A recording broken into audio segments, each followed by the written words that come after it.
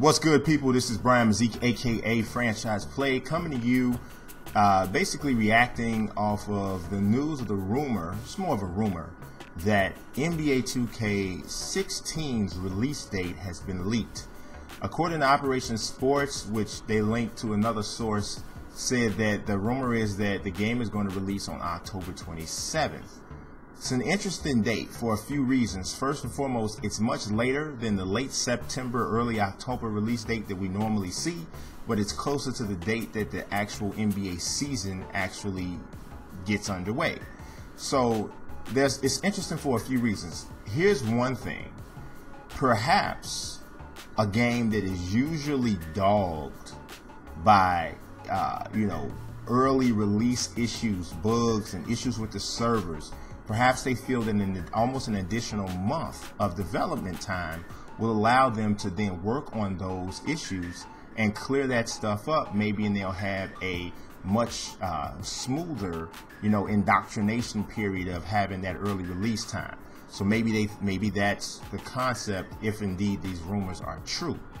The other thing of it is that I don't know how much of an impact or how positive this would be on them, but the excitement of the season, the new season beginning, actually could help bolster some sales. But the reason why I don't know if that's necessarily a legitimate factor is because NBA 2K has taken on such a high level of popularity. I don't know necessarily that they need to springboard off of the exact beginning of the NBA season.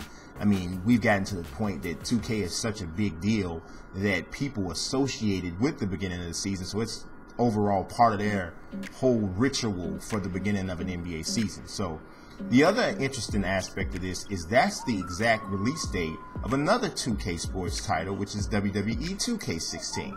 Now, in a lot of instances, basketball and football gamers couldn't be further apart. I mean, we're talking about, night and day for the most part. But 2K could use this as an opportunity to put together a relatively interesting bundle. So normally games obviously retail for $59.99 if it's not some sort of collector's edition or whatever. So, quick math tells me that that's like $119.98 if you bought both of them. After tax, you're looking at somewhere closer to $140. Well, how about if they have some sort of bundle where you say NBA 2K and WWE 2K together for $99.99?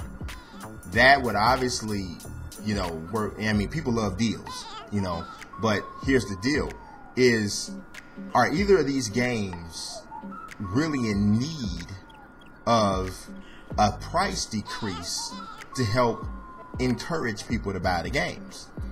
I would say definitively the answer for NBA 2K is probably no. I think people are going to get that regardless. But WWE 2K could very well benefit from a price decrease and a bundle. Here's the only issue, though, I'm wondering about that. Are the hardcore WWE fans, do they like NBA 2K enough for that? And on top of that, would they be willing to drop down some money for both games? Because ultimately you're still paying more than the $59.98 that you would pay if you were just picking one. So this would seem to more appeal to people who had already decided they were going to get both games anyway, or a person who was interested in both games and they're kind of on the fence. So I don't know. The other news outside of that is there was a little bit of a sneak peek, or a little bit some talk about NBA 2K16, the features. We already had learned about Spike Lee being involved in the My Career thing this year, which I think could be interesting little addition. You might have a bunch of people on the invisible conveyor belt thing that everybody with Spike Lee in all the movies are like this. So if you've seen any Spike movies, you know how it goes. There's always this scene where like the main character is floating through time and they're just staring off and stuff is happening all around them.